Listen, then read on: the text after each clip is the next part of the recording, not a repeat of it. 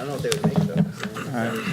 I'd like to call to order the regular meeting of the Board of Education, March 6, 2019. Do I have a motion to adjourn the public portion of the meeting and convene into executive session for purposes of discussing the discipline of particular employees? Motion. Second. Been moved and seconded. All those in favor? Aye. Opposed? So carried. We will adjourn into executive session and be back at approximately 6 o'clock. What it is, because you can't change it without saying. We are reconvening into regular session of the March 6th, 2019 regular meeting of the Board of Education. Please rise for the pledge to the flag. I pledge allegiance to the flag of the United States of America and to the republic for which it stands, one nation, under God, indivisible, with liberty and justice for all.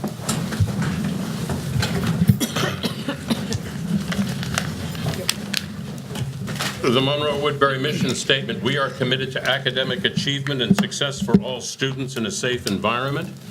In partnership with families and our community, our mission is to promote confidence and inspire a passion for learning and prepare our students to become responsible global citizens. Do I have a motion to approve the revised agenda? Motion.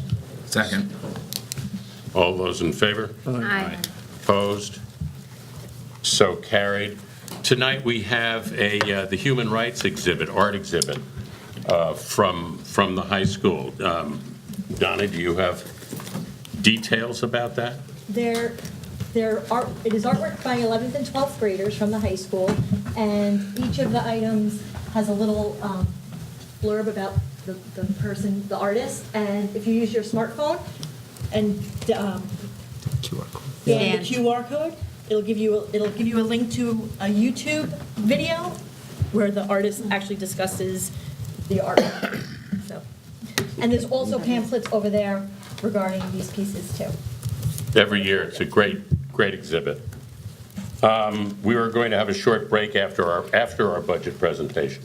One more thing, I think that there's art projects too from North Main, right?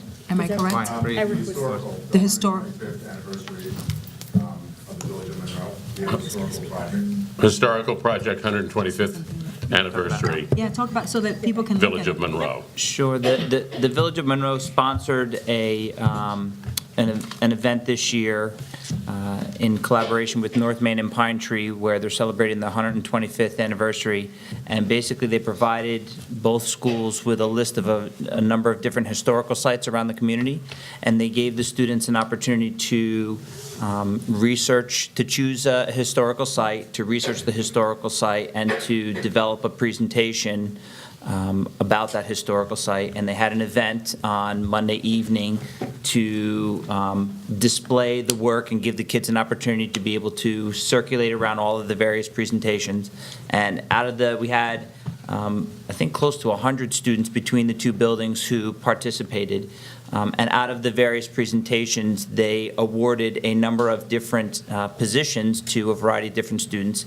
One student was chosen to be mayor for a day, and 4 other students were chosen to be, I believe, council members trustees for a day, based upon the presentation. So more information will follow with regards to that in terms of the students who won and everything else. But we have, of the students who, a number of the pieces are here on display as well around the boardroom.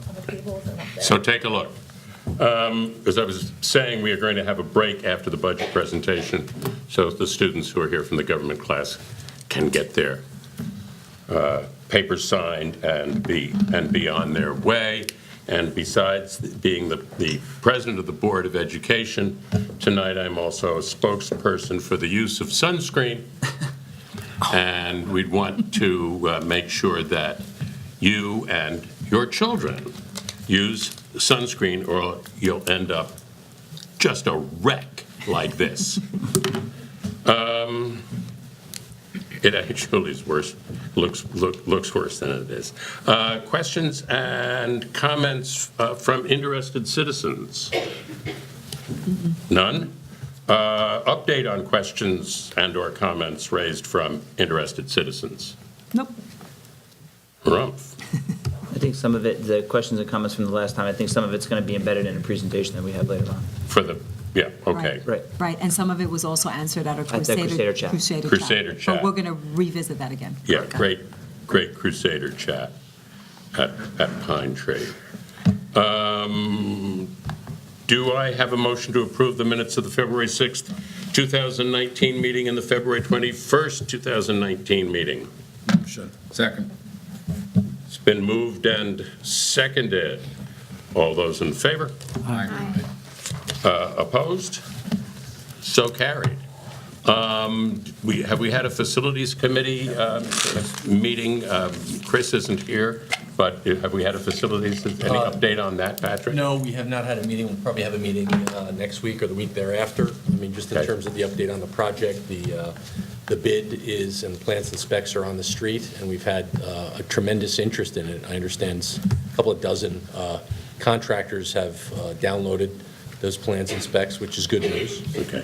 And we have an actual walkthrough tomorrow scheduled in the afternoon to look at the facilities and the fields and things, so it's moving along. Good. Don, anything on, That was it. that was it? Yep. Policy?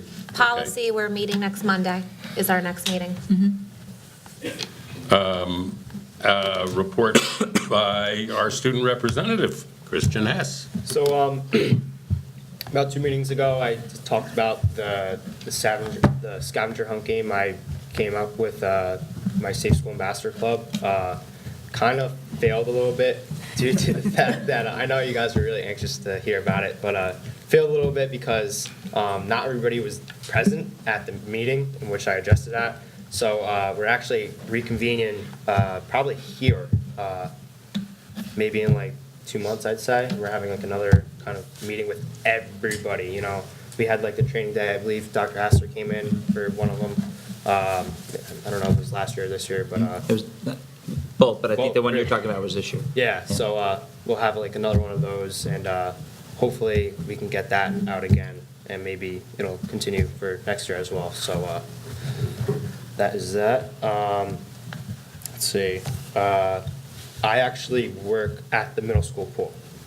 So they are offering spring enrichment. I'm not sure everybody's familiar about that, but I think it's great. I love it. They offer many different programs from swimming and diving and this and that, and it goes from like, I've literally taught like little kids, like babies, to like adults, like all of your ages, basically.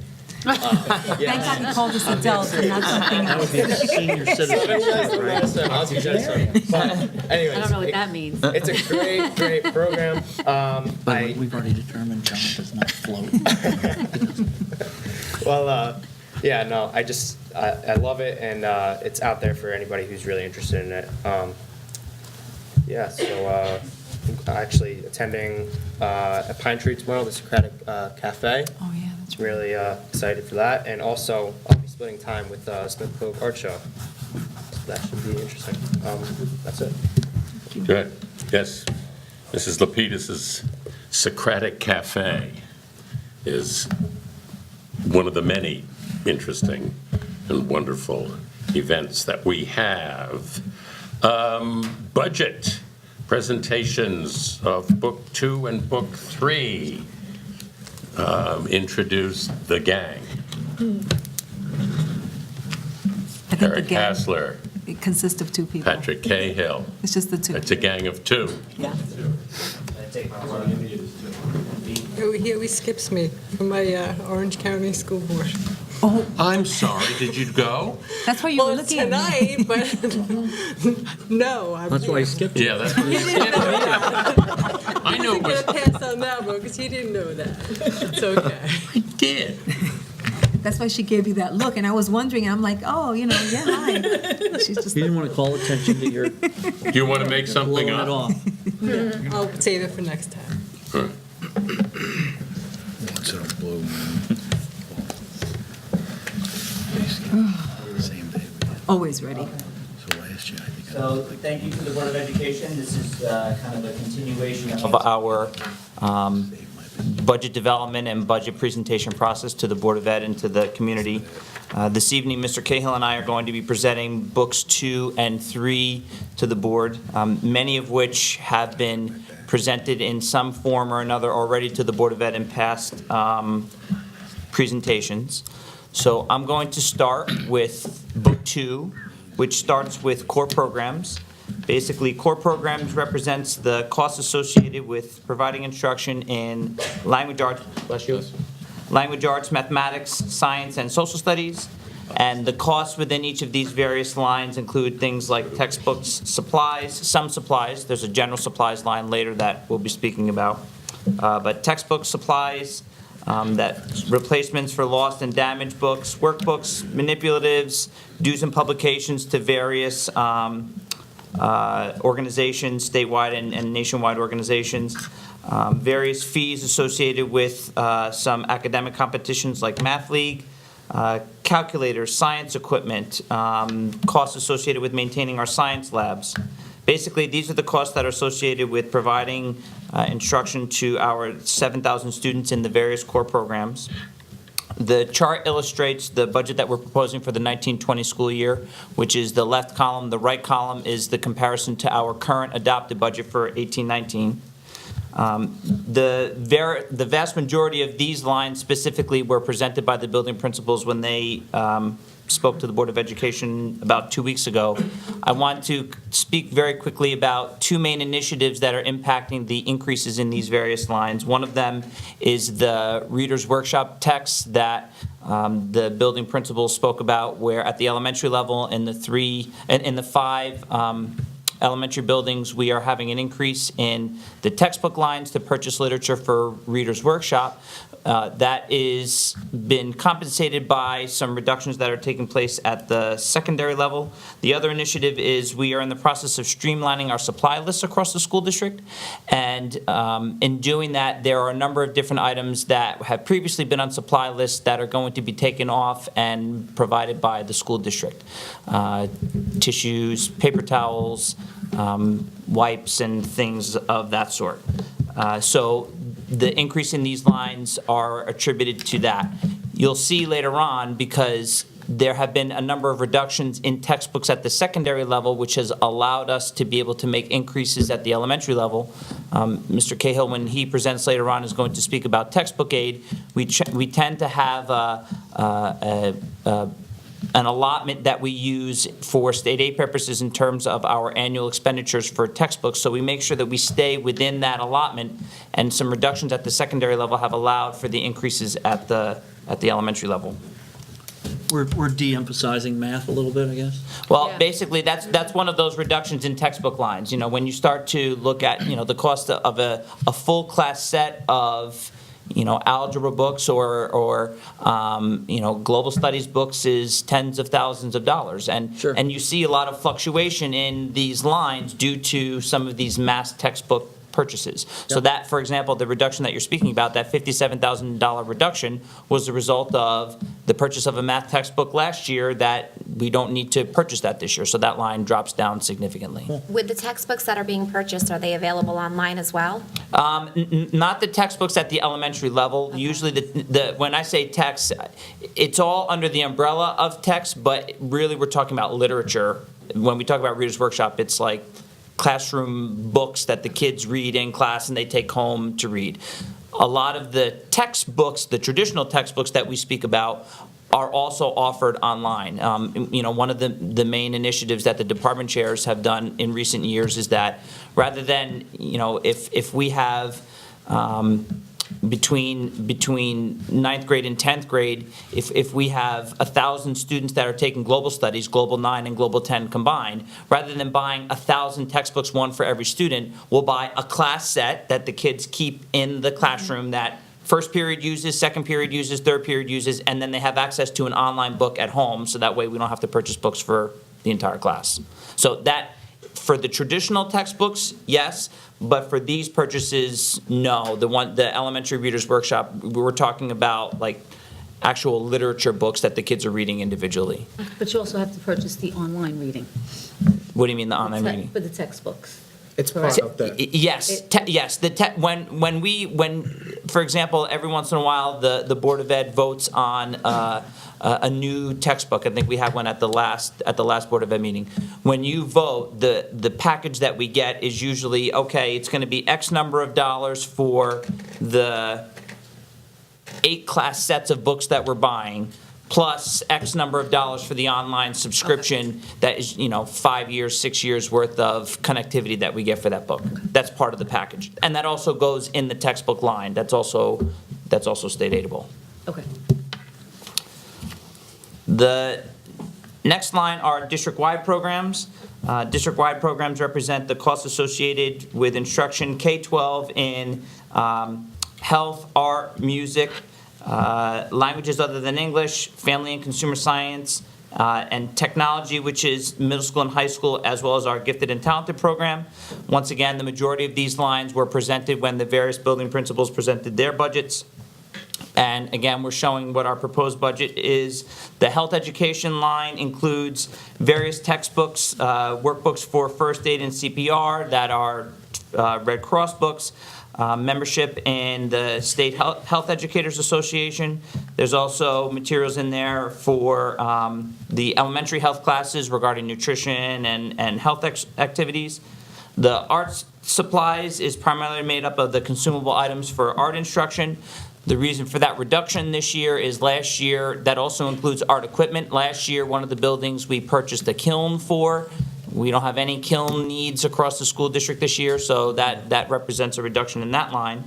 The costs for music similarly are the maintenance of the various instruments that the school district has. The increase in the music line, when Mr. Cassidy spoke, he spoke about 2 major purchasing initiatives that they have at the high school. One of them is they are updating the timpanis that they have in the high school. That's going to be a 2-year purchasing. That cost includes 1 timpani for the 1920 school year, as well as a portion of the risers at the high school.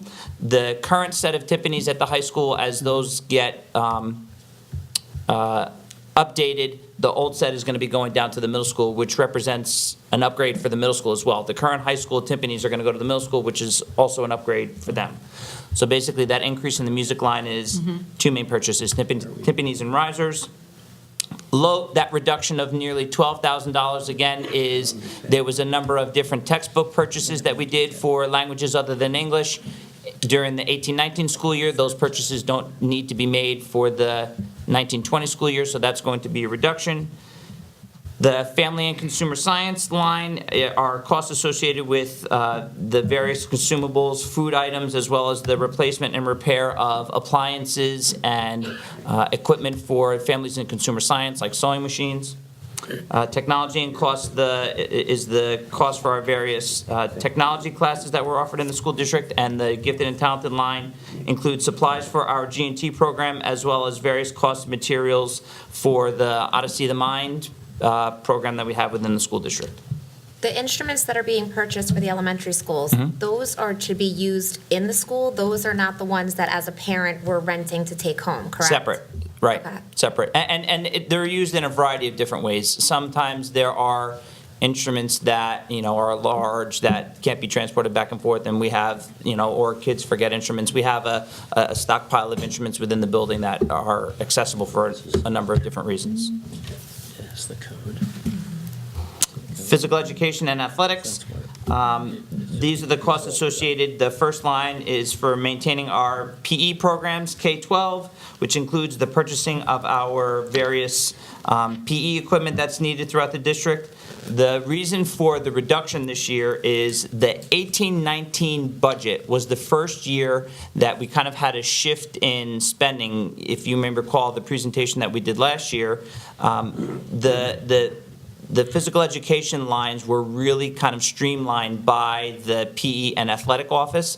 And in budgeting through that office, they kind of were trying to gauge what the actual spending was going to be for each of the buildings individually. What they realized last year was when they sat down and they looked at, well, what they realized this year for the 18-19 school year was when they looked at the actual expenditures that were being made, what they ended up budgeting for was over what they actually needed in terms of expenditures. So the 19-20 proposed budget is more in line with the expenditures that we saw for the 18-19 school year, so they were able to reduce that budget. That actually also applies to interscholastic athletics. The interscholastic athletic line includes fees that are associated with our various sports programs, which include Section 9 league fees and the Orange County Interscholastic Athletic Association fees, travel for the teams, maintenance and equipment for the teams, the cost for officiating.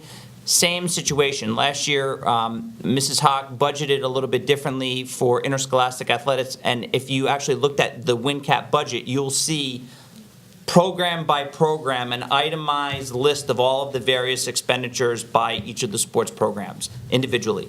And again, she realized when, since the 18-19 school year was the first year that they budgeted in that way, when she finally sat down and looked at all of the materials that the teams purchased, she realized that she was conservative in her budgeting last year, and she was able to bring the budget down and make it more in line with regards to the actual spending of what the teams needed. An example of that, you'll notice that in addition to having it be just supplies, a lot of the teams participate in, various invitational competitions and things like that.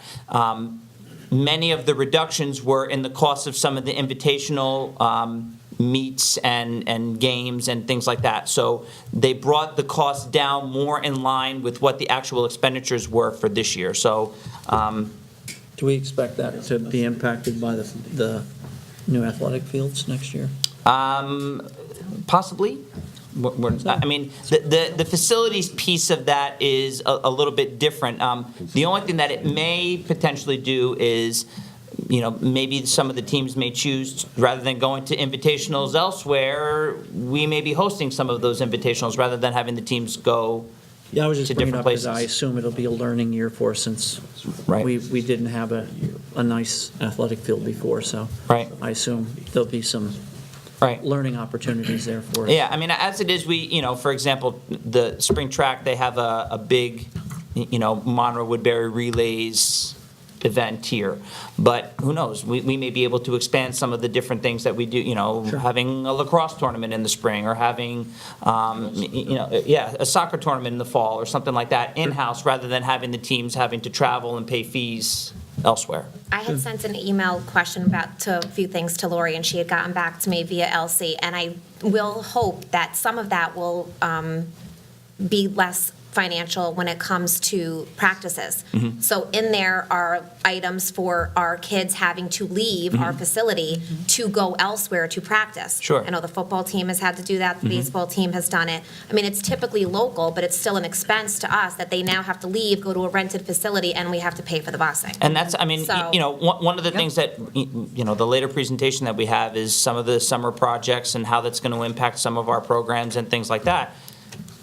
One of the things that we talk about in our presentation is spring sports start this week. Like tryout for spring sports are this week. And obviously, none of the teams are outside using fields, and we're scrambling all over the place to find locations for these teams to go and begin holding tryouts. And, that has a financial impact on the school district. We're having to Yeah. bus kids to different locations and things like that because we can't get out, the baseball team can't get out on the baseball field. The track team is, not outside on the track because it's covered in snow.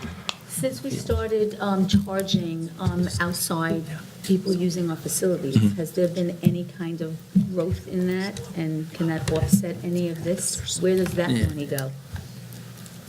When you say growth in that, are you referring to revenue growth from facilities rental? Yeah, that's a Correct. good question. Good question.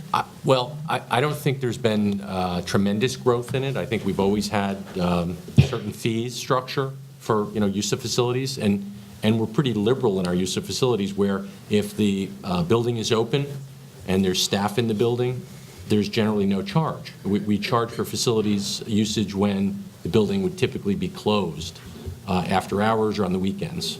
So, one of the things that we've been in discussions with the athletic department and buildings and grounds is revisiting our fee structure. It's quite old. I don't think we've kept up with the true cost of use of the facilities. When we think about staff time, utilities involved, et cetera, and particularly when we're going to have some newer facilities, and clearly there'll be demand for use of turf fields and other things, and especially if it's lighted, right, at night, that's additional expenses involved. So that's in the works. And we're looking I at must have technology, misunderstood. too. I thought that we were already putting out, applications. Right. I think And- what she's referring to, so for instance, my daughter's outside soccer team comes in every Sunday morning and we utilize the high school gym. Right. My soccer team is paying a fee. Right. That our soccer league is then paying the school district. Because it's a weekend. Correct. And the building So would normally are be those closed. monies, are we profiting anything from that, or is it a wash? I would say No. we're probably losing money. Yeah, no, frankly. the So it's still answer is not I don't think Right. we're money. profiting on the community. I think that, part of this analysis will be what's the real cost? It's probably not $35 an hour. Right. To have Yeah. somebody there is actually more than $35 an hour.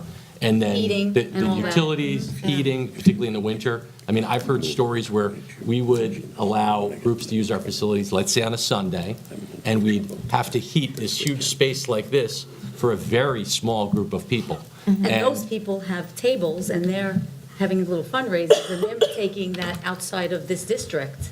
So there should be definitely something back to us for using Right. our facility to And do what I they're also doing. think that that's something that the policy committee, remember I We said, I did think that. I thought policy we is, did. we did, but I don't think, and this is for a later conversation, but I don't think that we have really sat down and talked about what the fees are.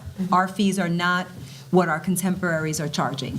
And I think that's something that the district will have to sit down and take a look at and say, what's acceptable? And it may be a graduation of fees, right? Year one, you do this, year two, year three, but they're nominal fees. When they say that we're not making money, we're not. We're not. Right. But we're moving, but on the facilities side, we're moving toward like LED lighting on the fields. So hopefully, some of those costs come down. We're looking at technology now that actually tracks how many people are on a field, so we can schedule maintenance and things of that nature. So maybe, over the course with the new facilities plan and everything else, we may actually be able to get a better idea of how much some of the facilities are being used. Okay. Eric? Thank you. Okay. Special secondary is the next area of Book 2. Special secondary includes our in-school suspension program, which is both at the middle school and the high school, and it's cost of the materials to, have those programs in terms of keeping the kids engaged. The next line is the 5300 line, which is business and career education. This program is specific to the high school, and some of the costs include dues and publications for the staff, study guides and consumable materials for the business law class, occupational outlook quarterly for our career education, and assessment material for vocational inventories of the students. The increase is due to some field trips that are embedded within that program that some of the individual classes in the business ed program are planning on taking moving forward. Student activities includes funds for students 6 through 12, and it's the cost associated with various different programs, homecoming at the high school, anti-bullying assemblies in both buildings, cost for the National Honor Society and Junior Honor Society, newspapers, the printing of various other items, school planners. The reduction in that line from last year to this year is also included in that was money allocated specifically to MW Cares we're not having an MW Cares Day in 2019-2020, so those funds, which were previously in there, will not be in there for the 1920 school year. Now we're moving on to Book 3, which begins with instructional support at the building level. The instructional support budget represents costs to operate a lot of the instructional programs within our schools. The first line is the principal supervision line, which includes dues and publications specifically for the building principal, travel allowances and conferences for the building principal, costs associated with graduation and the moving up ceremony at the middle school, as well as various paper supply lines. You may recall when the building principals presented, each of the buildings previously had two separate paper lines. They had a principal paper line and a general paper line. There were increases in the paper line across all 7 buildings. However, we also, rather than having the monies allocated in 2 separate lines, we consolidated them into one. So the paper lines were in general supplies and are now in the principal paper line. So the reduction you see in the general supplies side is the increase basically in the supervision principal paper line. So that's one of the shifts that took place there when the building principal spoke about that. General supplies includes maintenance of various pieces of equipment throughout the school district. Previously, we had the paper line there. It also includes various supplies that the district provides for a number of different programs and equipment and furniture. And I also, when I spoke earlier about some supply lines were in that book 2 section that I spoke about. There are also supplies that are embedded in here with regards to that streamlining of supply lists across the elementary level that we spoke about earlier. And basically, the conferences and meeting line are costs associated with the conferences that we provide to staff across the 7 buildings to attend workshops and to keep them up to date with various initiatives within the school district. Educational support services, that section of Book 3 covers costs associated with our educational support services and instructional support services departments. These are costs associated with conferences and publications, as well as the maintenance of our equipment to scan Regents exams within the school district. It also covers some administrative costs regarding our academic intervention program, as well as our English as a new language program. Finally, the last line, the district has a legal obligation to provide textbooks to non-public schools within the boundaries of the school district. We've seen a little bit of an increase in requests of those textbooks, so we had to increase that line accordingly to be able to provide that mandated resource to those schools. The next line is instructional management. Instructional management district-wide are costs that are associated with a number of different unfunded mandates that come from the State Education Department. We're required to provide a detailed analysis and reports to State Ed on our Regents exams. Additionally, we're also required to electronically scan all of our Regents exams and our 3 through 8 testing. So whether a student takes an assessment or not, each student gets a pre-printed answer sheet. We have to scan all of those to provide either a score or a reason why the student did not test, whether the student takes the exam or does not take the exam. We also have a contract where we send the 3 through 8 extended response questions for our 3 through 8 assessments out to a company that we hire through COSA or through BOCES to score those exams. All of those various fees are embedded within instructional management. The community services line are costs associated with our various enrichment programs. The curriculum development line includes costs associated with staff development and contracts through BOCES, such as the critical incident stress management training that we do for staff across the school district and lead evaluator training for our administrators. The next line is the business office line. Okay. You're up. Okay, so I'm going to be talking about the business office and central office administrative functions. So the other thing I just wanted to point out is that the code here that you see, that's the program code, right? And I've talked about this before, the anatomy of a budget code and things. I think in the future what I may try to do is actually show the functional code, which is a uniform system code statewide, in addition to the program code. I find it easier to think of these things. I've heard from the public that they're very interested in that. It's good to know. Thanks for that feedback. Thanks for I pointing know that there's a out. My big phone's need out been there. ringing I off know. the hook. I know. There's absolutely no one awake at this moment that's watching. So- All right, noted. Thank you for the feedback. See what I do for you? Yeah. I line it up for you. That's great. Okay, so in any case, so let's move. So the first line, right, code 0400, business administration, so those are the costs associated with running the business office. Business office, the accounting department and payroll. We're seeing, kind of an increase of about $6,700. That's primarily associated with an increase in consultant line budget code that deals with Education Data Inc., Ed Data. It's a procurement service that we're going to purchase next year. In fact, we purchased it for this year, and it helps us do bids and procurement. We basically can leverage this group that has a lot of school districts, dozens, hundreds of school districts, and get a better price on things, commodities. And we also don't have to do these bids internally, in-house. And, the bid process can be very tedious, putting together bids, evaluating the bid, awarding the bid, et cetera. So $10,500 was an increase in the consultant line, and that's what's driving the increase for business administration. So the audit line, no increase here. So we charge our external auditor to that line and our internal auditor. We did an RFP, if you recall, recently for our external auditor.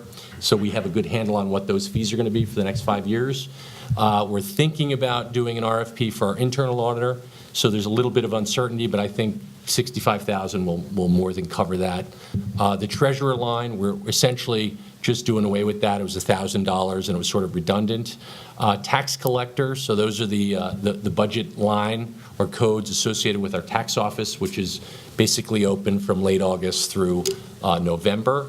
It's part-time staff, and these costs are not for salaries. It's just the materials and supplies, the postage. There's a piece of tax collection software that we pay for out of that line. So we're seeing a decrease there of about $7,000. I'm thinking we may have to tweak that up, and in subsequent meetings, I will report back on that. I think we're a little light on the postage there. When I did a kind of a final review of it, I think we went a little too far with that cut. So fiscal agent fees, those are fees. That line is flat at $20,000 associated with our fiscal advisor. So we have a fiscal advisor. They would advise the district on any borrowing we do. So if we issue serial bonds, which we are going to need to in the near future due to the capital project, that would come out of that line. If we were to do bond anticipation notes, or notes for bus borrowing, we would rely on our fiscal advisor to help us do that, to put together a bid, if you will. That's what they actually do when we do a serial bond. So we increased that line for the current year, and we're going to leave it at $20,000 for next year as well. Legal, so that legal line is actually 3 budget codes, and there's a budget code under Board of Ed, 1010, function code 1010, a personnel legal budget code, and then bond counsel legal. So we rolled that up, those 3 codes, into the single line, and it's a decrease of about $27,000. So I'm happy to report our legal expenses have been trending down, right, the last few years. We kind of peaked about 4 years ago. So we lowered that line for this year. We're decreasing it again for next year. I think we'll be more than covered at $245,000. We have a retainer, as you all know, right? But the retainer doesn't cover all services. There's certain services that are outside the retainer, and that's the uncertain part, right? So if something happens, if we're involved in something, it would be outside the retainer, and those charges would, can get substantial. So the insurance line, it's level, the same at $475,000. The insurance that we're charging here would be the insurance through NYSER, our property, our liability, commercial liability, board liability insurance, student accident insurance, underground tank insurance. We have insurance for our fuel tanks underground. What's not reflected here is the auto insurance that we have for our bus fleet. And when Dawn Russell did her presentation, I don't know if you noticed, there was a pretty substantial increase in those insurance lines because, well, there's 2 things really. NYSER has not had a great past couple of years, and so it's based on how does NYSER, which stands for New York School Insurance Reciprocal, it's like a collective, a consortium of districts. So the rates depend on how they're doing and their investments are doing, and then it also depends on our individual experience. So NYSER has not done well the last year or so, and our claims have been increasing, particularly on the auto side. So although that line is flat, there's a pretty good increase under transportation, and there's 2 lines there for both auto and the bus garage. So debt service, modest increase, about 0.2%. Those are the 4 serial bonds that we have outstanding in the energy performance contract. Those are obligatory things, long-term. So small change there. In terms of the capital project, that wouldn't be affecting debt service for next year. Our first payment would be likely in the subsequent year. And then finally, we have BOCES administrative charges. So this is the administrative charge from BOCES, the rental, so BOCES rents property, and then the capital expense that they incur. And that's based on essentially student enrollment, and it's sort of like their base fixed cost. The other thing that they bundle into that is the cost of retiree health insurance. So whenever they have retirees and their health insurance costs, they're not an operational cost any longer. It goes to the administrative charge. So that's, again, pretty modest increase at a little less than 1%. So overall, we did well in this category. It's a small decrease, about $6,000. Oops, that doesn't work. Thank you.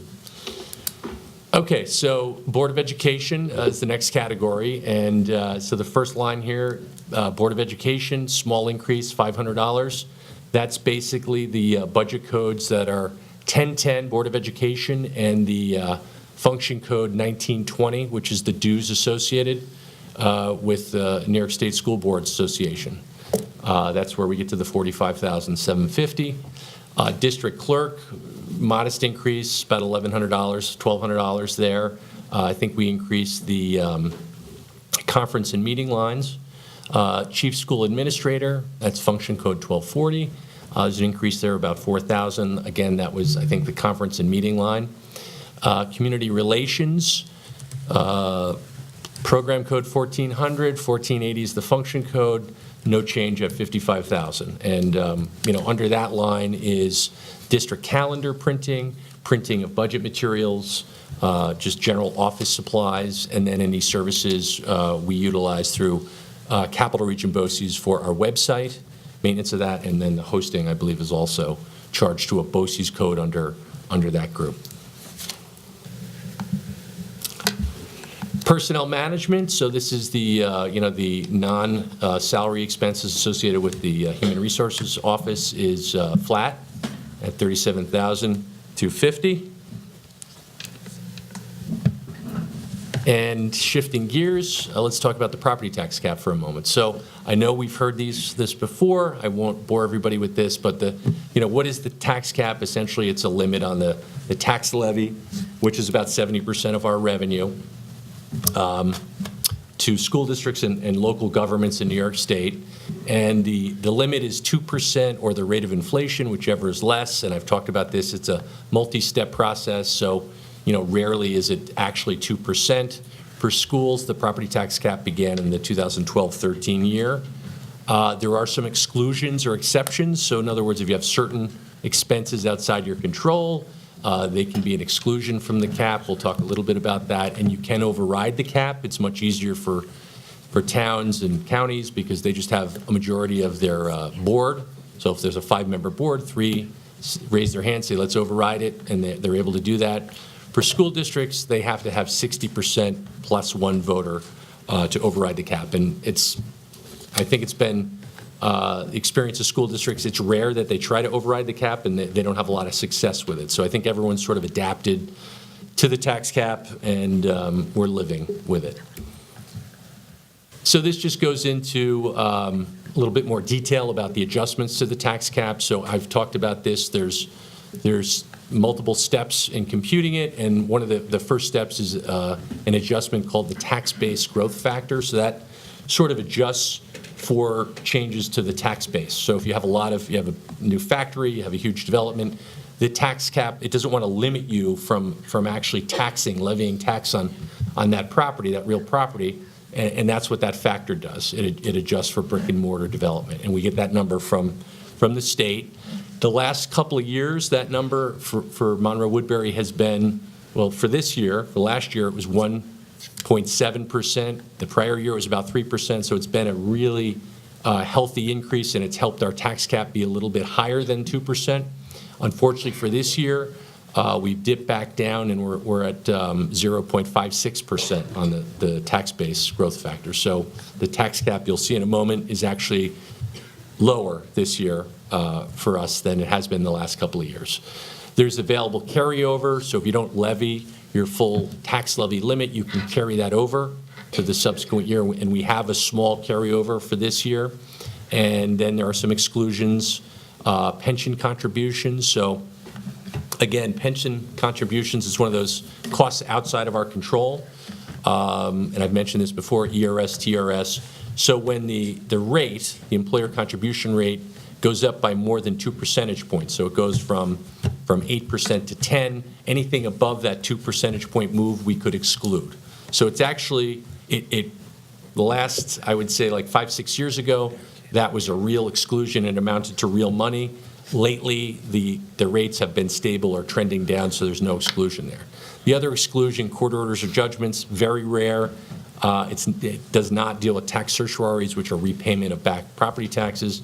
But if we had a massive, and it's got to be 5% of your levy or more, a massive judgment against the district, you can exclude that from the cap. And then capital expenditures for school districts only, that's a fairly important exclusion for us. And it's basically the net cost of capital expenses. So for us right now, it's just debt service and the capital cost of buses, less any aid we receive, state aid. So it's the net cost to the general fund for capital expenditures. And so, bottom line, the maximum allowable levy, which is really what we talk about with this, is rarely 2%, exactly 2%.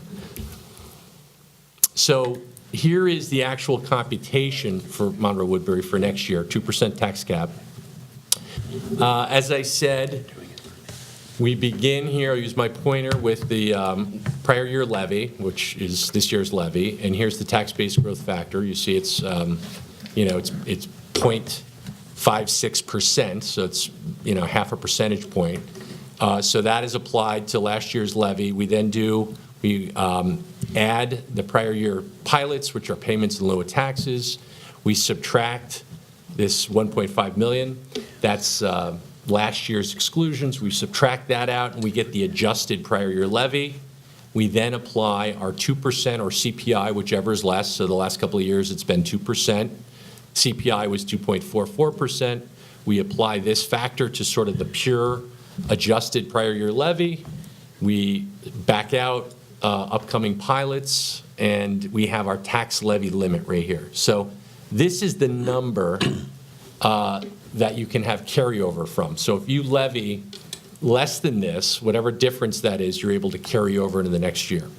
So to put that in perspective, for Monroe-Woodbury, last year at this time, I'm going to use a sort of a crude term, we left about $1.6 million on the table. We could have levied up to the cap an additional $1.6 million. We didn't feel we needed to. So of that $1.6 million that we didn't levy, only about $31,000 fell here, under this tax levy limit. So we're only able to carry forward about $31,000. So rarely is that carry forward significant. Rarely does it amount to a lot of money for districts. The more important factor is the exclusions here. So we take our levy limit, and then we're adding coming year exclusions, net of state aid, and I mentioned this, so this 1.1 million, that's our net capital expense. So if you recall, about 5.8 million is our debt service for next year. We subtract out our building aid, and we're left with an exclusion of about 1.1 million. For the buses, it's about 550,000. There's no pension exclusion. The available carryover is 31,539. And voila, our maximum allowable levy is $122,880,453. So the percentage here is 2.57%. So it's relatively low increase. It's far lower than it's been the last couple of years for us. I think it's below the county average. We kind of sent around something with the business officials in Orange County. And it's a little bit of a challenge, but we're working on that, and it's a process. Any questions? I know that's a lot to. Great job on keeping the cost down. It's really impressive. It's very impressive. Okay, I keep doing that. Thank you. Okay, so I like to generally provide a little update on state aid, where that stands, and usually there's some information to report on. This year, my understanding is the governor and the legislature have a little stalemate over revenue projections for next year. So there's really not a lot of information to report at this point. I understand the controller was brought in to kind of have an independent projection, and I think he kind of landed in the middle between the governor's pessimistic view of revenue and the legislature's more optimistic view. So they have to get their act together and get the budget done by the end of March, so we'll see what happens. Next meeting, maybe we'll have something to report on. But if you recall, the governor's proposal was about 1.25% increase in state aid for us, so that's not great. That's, a pretty meager increase.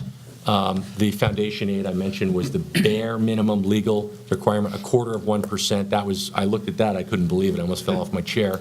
So that, in combination with the 2.57% tax cap, will make things a little bit challenging.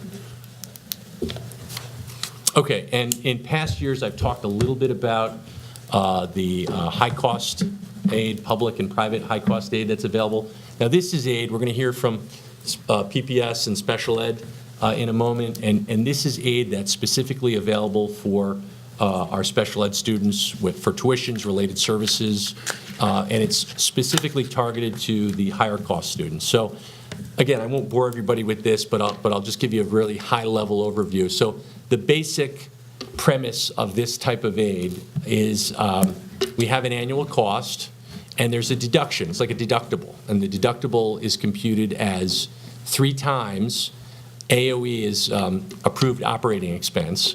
So for us, it's around $49,000, and that is then multiplied by a ratio. The FTE just is how long has the student been in school, so it's generally like a 1 or so the basic premise would be this: if a student tuition-related services was $75,000, we would subtract the deductible, which in our case for next year is about $49,000. So the eligible cost for this type of aid would be $25,000. We'd multiply this 533 by 58%, which is our excess cost aid ratio, and we would receive about $15,000 in aid in the following year, or 20% reimbursement for a student with costs of about $75,000. So that's basically how this aid works. On average, I just did a little analysis. We're getting about 18 to 19% back, and obviously, if the expense goes higher, that percentage would increase because of the deductible, flat deductible. The reimbursement would be zero if the cost was less than $49,467. So that is basically a very quick down and dirty of public high-cost aid. There's private aid like this that's computed similarly for private placements. So there is aid available.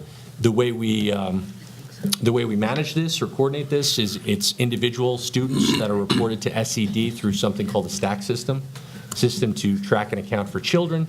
It is a very sort of tedious process. It's difficult to track and account for the aid because there's prior year revisions, and payments often occur in the future. So we utilize a consultant as a district to help us with this. But there is aid available to offset some of these expenses. And as I said, I would figure it's 18 to 19% of our costs are generally eligible. And this is instructional materials aid, a slide on this. I won't really go through it, but as Dr. Hassler mentioned, say for textbook aid, most of these you have a per pupil allocation. In the case of textbook aid, it's about $58. It's then multiplied in some cases by a ratio, and that is your allocation. If you spend less than that, you would receive less. You'd receive an aid the subsequent year, whatever you spent.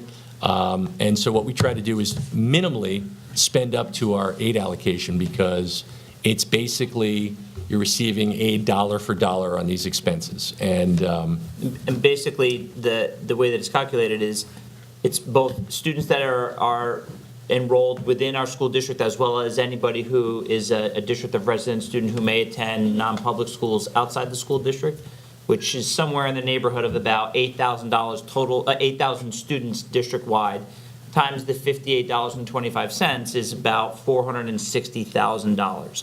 So for us, the textbook aid ends up being between $450,000 and $500,000 every year. So when I budget for textbooks, I make sure that we're within that range, because we know that if we spend up to that amount, we get that full dollar for dollar back the subsequent school year. If we only spend $300,000, you only get $300,000 back in aid. So for us, that's, money that we'd be leaving on the table if we didn't maximize that allotment. Exactly right. Thank you. Oh, yeah. So that's all I had. Any questions? I know we sort of went through a lot, covered a lot of ground. Any questions? Okay, great. None, thanks. So I think, For Dr. Hassler? Yes. Backwards. Okay. The parochial textbooks, is there any sort of accounting of them once they leave our hands? Yes. Do we track them? Do we get them back at the end of their life? Yes, they are technically property of the Monroe Woodbury School District. So they get stamped, and they get labeled, and they get recorded as, property of Monroe Woodbury. There's also, to a small degree, they're entitled to certain title money as well. Even though it's title money that's part of the school district, various non-public schools are entitled to that as well. If they, get furniture or something like that through title funds, all of that gets cataloged and tracked by the school district. It is property of Monroe Woodbury. And how often do we verify it's, Annually, okay. yeah. because technically it's a textbook loan program, right? So we're obligated to loan the textbooks out and then take them back. And not only that, it's also incumbent upon us to track that, where if they reach out to us, it's not as simple as, oh, no problem, you want this, we're going to send it to you. They actually have to report to us the students that are going to be using these materials, because a lot of times the various non-public schools that are within the school district also have students that come from other school districts that attend there.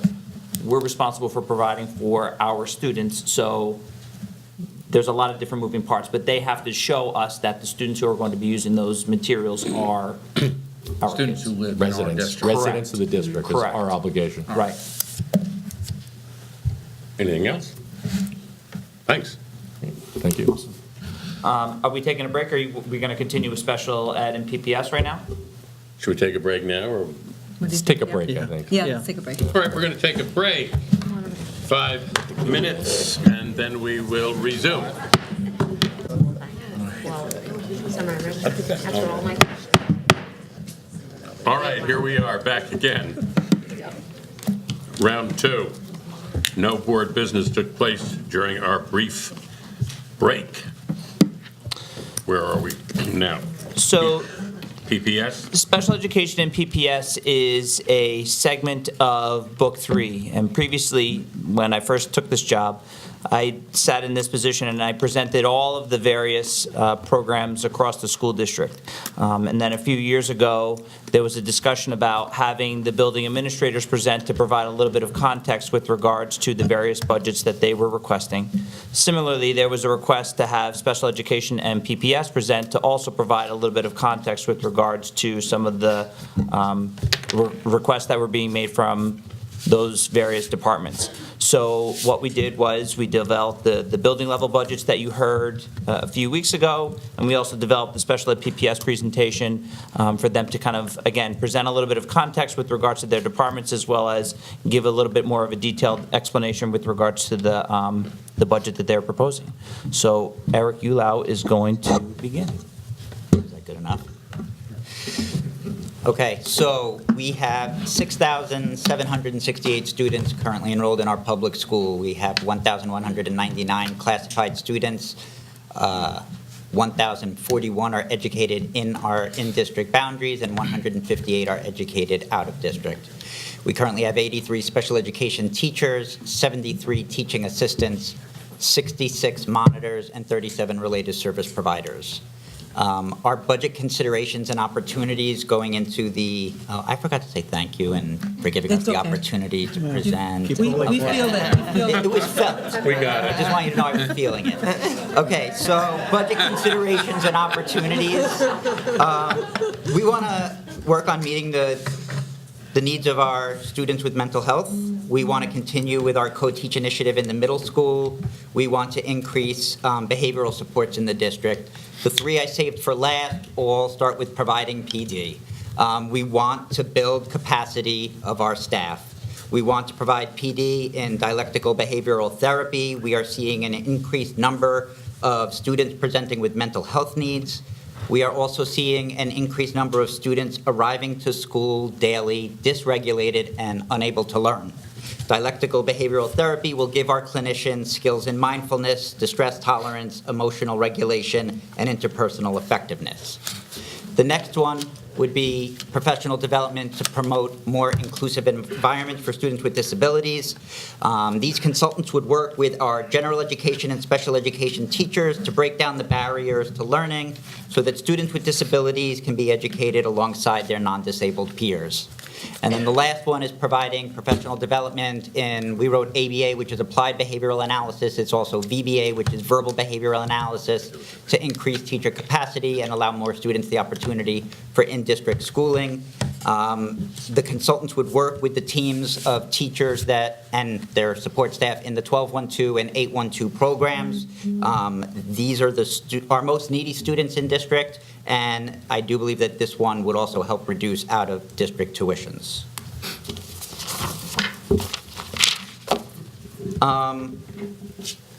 General enrollment is down, and referrals to the CSE have kind of been a little bit of a roller coaster, up and down. Right now, at 109, we're probably on par to be somewhere close to where we were in 2016-17 or 2017-18. The number of students that are getting classified has actually been slowly going down. I think the two things to note are that the students who transfer into this district with IEPs continues to be high, quite high, and of those students, the number of them with out-of-district placements on their IEPs continues to be high. I'm not going to go through this slide line by line. I'm just going to point out some trends. Students with autism continue to be on the rise. Students with an emotional disturbance continue to be on a slow rise. And students classified as other health impairment also are on the rise, and I think that one is largely due to diagnoses of ADHD and other mental health diagnoses. Anxiety.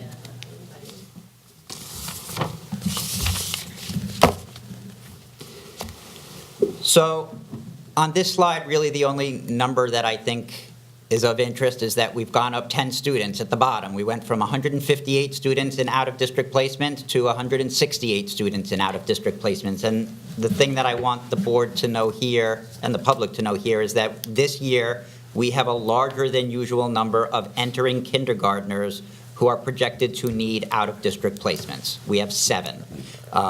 Typically, in a given year, we have between 1 and 4. So 7 is a lot. And I think as soon as people hear the number 7, one of the first things they think is, great, create a class.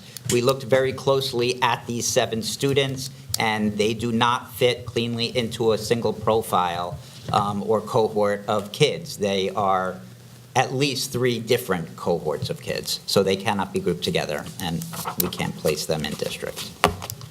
So that final column, the 2019-2020 column, is the column that we're projecting last year, which obviously the K students are not currently enrolled within the school district, but they're projected for next year.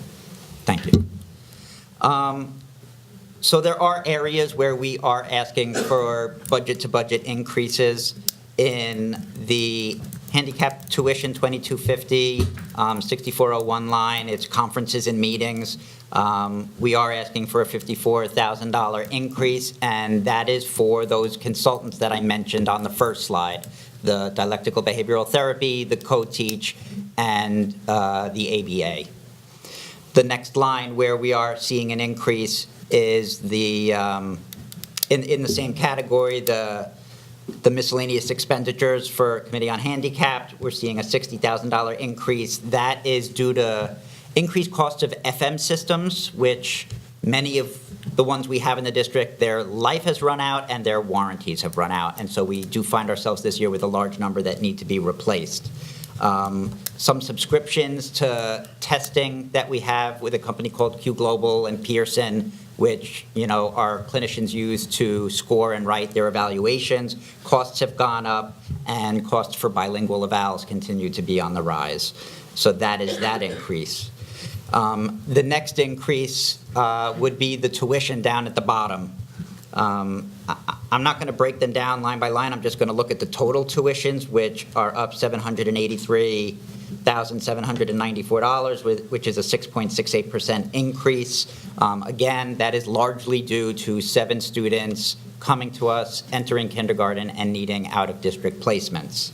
I do want to note that some of that money, like Patrick said earlier, almost 20% of out-of-district tuitions is aidable. And then in addition to that, in this particular line, the middle one, which is a new code for us, tuition other public, $200,000 about of that money is from our neighboring school district. It's our district of location kids, and about $200,000 of that is also billed back to the district as revenue.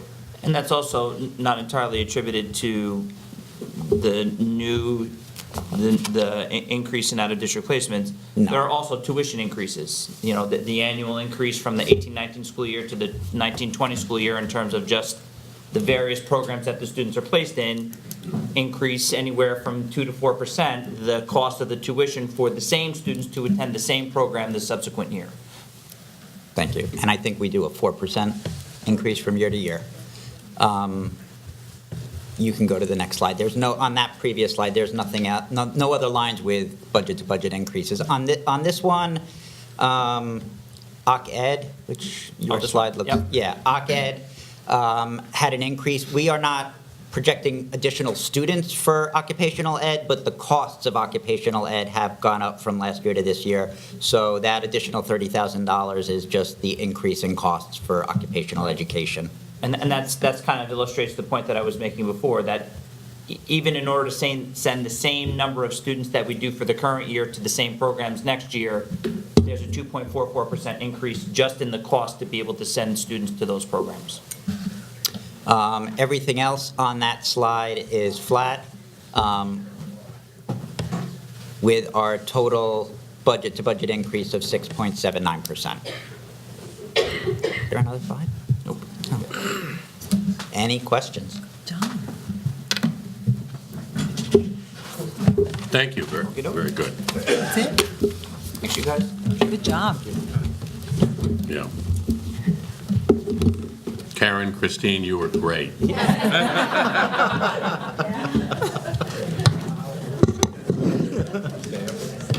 we're just keep going. All right. The dynamic duo continues with summer All right. program update and impact of summer projects. So, at last week's Board of Education meeting, okay. So, not at last week, at the previous Board of Education meeting 2 weeks ago, there was the beginnings of a conversation about some of the various projects that we have going on across the school district, and impact not only on the actual summer programs that we have within our school district, but also even during the school year, and the impact on things like spring sports. So we originally were going to do a presentation at the last Board of Education meeting, and this is very much evolving as we gather more information regarding both the programs that we offer and the scope of the projects that we're going to be conducting over the course of the summer. So we're going to start by Patrick kind of providing us with a general overview of the various projects that are happening, and then I'll speak a little bit about some of the impacts that we're going to have to address moving forward. Okay, so, in general, a lot of this ground we've covered already. It'll be more of a summary here. So the New York State DOT project, they have promised us an access road, a road from the rear of the high school student parking lot out to the back of Central Valley, where there's going to be a new tennis court parking lot all the way out to Route 32. So that road was one of the original pieces of the project that was supposed to be done early to help us with the, some of the inconvenience of the construction and things. Unfortunately, that has gotten pushed back more than once. And I've spoken to DOT and said, we really need that done. We need some relief. We've had accidents with our buses. There's been, in afternoons and days when it was just awful out there. Transportation suffers. Kids are late getting home, et cetera. So what they promised is to build the road, but not in its final form. So I said that may work. In other words, they construct it. It would be maybe gravel at that point or something not fully, finished or paved. The design of that was going to require 2 gates, so there's power, there's a lot of things that they still need to do. But we anticipate having it in that state probably by the end of the year, May, June, and then finished maybe through the summer. So that is an area that's going to be under construction. You see the heavy equipment. It has been under construction. We've had issues with the water there. Water main breaks. The main is in that area and it keeps breaking due to some of that construction and some of the disturbance of the soil. So that's the access road piece. We've been talking about our capital project, so field replacement, reconfiguration. We're going to install 2 synthetic turf fields. It's Field 3, which is the football field, Field 12, which is the lacrosse soccer field on sort of the middle plateau. We were set to break ground on or about May 15th, so we're on track to do that. We were going to work through the summer and hopefully have everything finished by the start of school. So that's the synthetic turf. The other thing we're doing, we're replacing the track, that's part of it as well, and relocating the softball field. So we're moving the softball field because we're widening field number 3 to accommodate soccer.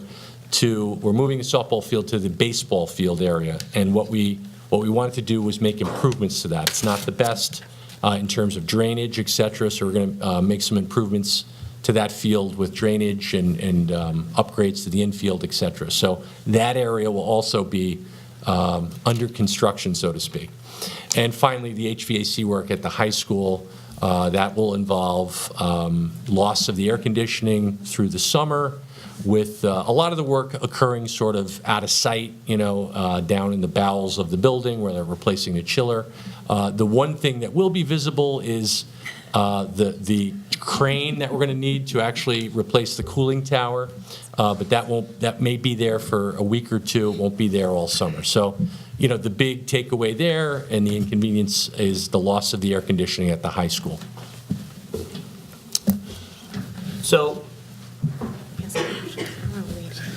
there's been already a number of different impacts on our programs. At the last meeting, we heard a member of the community speak about the impact on cross-country. One of the programs is one of the projects is the access road that the DOT is working on for the school district. We ended up having to have all of our cross-country meets away because we lost use of our cross-country track, cross-country route course. Thank you. The reason why the date of May 15th was targeted is because that's nearly the end of the spring season for spring sports. As I mentioned earlier, spring sports starts this week. We are going to get through, barring any weather-related complications, we're going to be able to get through nearly all of our spring season using our district facilities without having any of the projects impact spring sports. There may potentially be some impact on any teams that make it to the postseason, but that doesn't impact modified or JV. That only is for the varsity athletes, and we're going to have to make some adjustments accordingly, but the athletic department is preparing for that. Moving into the summer, there's going to be a little bit more of an impact. Right now, we have some impacts that are going to be on our 3 largest scale summer programs, and those 3 programs include our Summer Crusaders program, Summer School, and Summer Enrichment. Summer Crusaders is our program for students who receive extended school year on their IEPs. Currently, Summer Crusaders is split between the middle school and the high school. The program is K through 12, as well as our ungraded students. The portion of the program that's at the middle school is kindergarten through 8th grade, and then 9th grade and above, the students are at the high school. Right now, that program consists of approximately 115 students. Because the program, because there's not going to be any air conditioning at the high school, what we've done for the program that exists in the middle school is we use air conditioners in certain areas throughout the middle school for the K-8 students. We're going to move the high school portion of the program also to the middle school. So the entire Summer Crusaders extended school year program will be housed for the summer of 2019 at the middle school, and that program's going to be taken out of the high school. Another program that we have is our summer school program, which is a program for students in 6th grade through 12th grade. There are approximately 400 students in some capacity who participate in that program, and their participation ranges in a variety of different ways. The majority of those students are our high school students who either have not passed a course and need to attend summer school in order to get credit for that course, students who also don't pass a Regents exam and need to take a Regents exam at the end of summer school. We also have a middle school component of summer school where any students who fail more than 2 courses at the middle school participate in summer school. We have, because not every school districts are not required to offer summer school. Not every school district has a summer school program, so we also have a number of out-of-district students who participate in our summer school program. And finally, as I mentioned earlier, a good number of students only go to, they don't actually attend class at summer school, they go to take the Regents exams in August. So one of the things that we've had to work through with regards to this program, the reason why we offer it in Monterey-Berry is because we're a large school district, and if we didn't offer this program, it would have a significant impact in our students' progress towards graduation. And so what we're trying to do is offer as much of that as possible. And what I mean by that is the plan for summer school is to have summer school continue to be in the high school with no air conditioning because it's a large program. And the goal right now is to have it in the high school. The impact, however, is going to be for us, how many staff are we going to have that, we need staff in order to be able to offer the courses. It's voluntary. We post for the positions and people have to apply to be able to teach in summer school. And we were concerned about the number of people who would be interested in teaching the classes. Even within summer school, there's kind of a hierarchy in terms of what we would like to offer to our students. First and foremost, there's a graduation at the end of summer school. Students that may fall just short of graduation in June rely on that summer school experience in order to potentially get that passing Regents exam or that that passing grade in a class in order to be able to graduate at the end of summer school. So obviously that's a very high priority for us.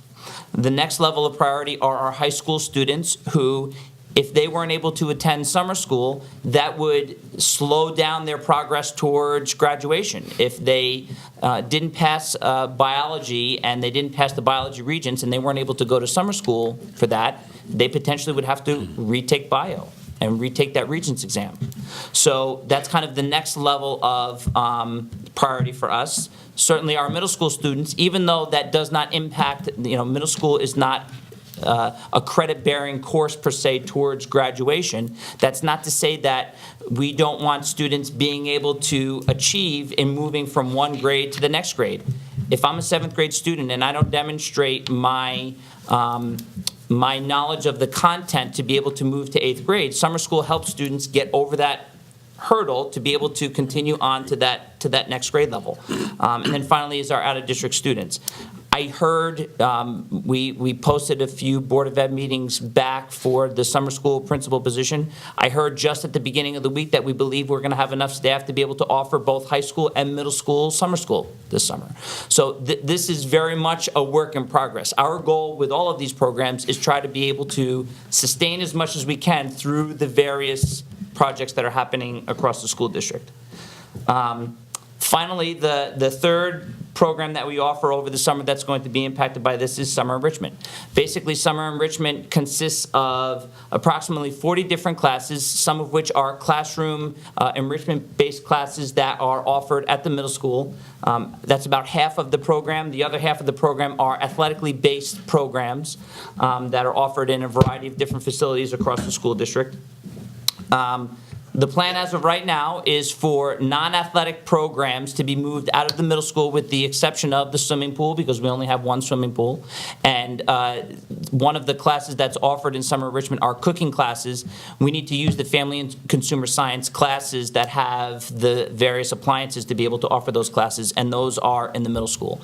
So those classes will continue to be offered at the middle school. The remainder of the programs will be moved out of the middle school. The rationale behind that is that in the event that something happens between now and moving forward with regards to our plan, and we need to relocate the summer school program that's in the high school, the next logical location for that would be in the middle school. To move a high school summer school program to one of the elementary schools, we don't have the facilities there to be able to support that.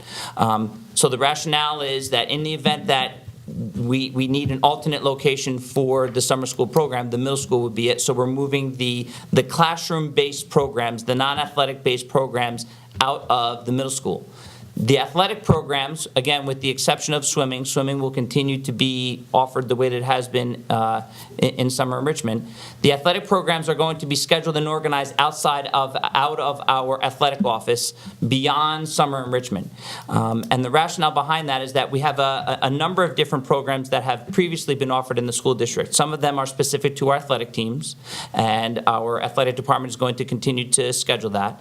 And some of the programs are catered to younger students, and that has a variety of different facility implications that are going to have to be scheduled out of the athletic office and may potentially be offered by a number of different organizations throughout the district community.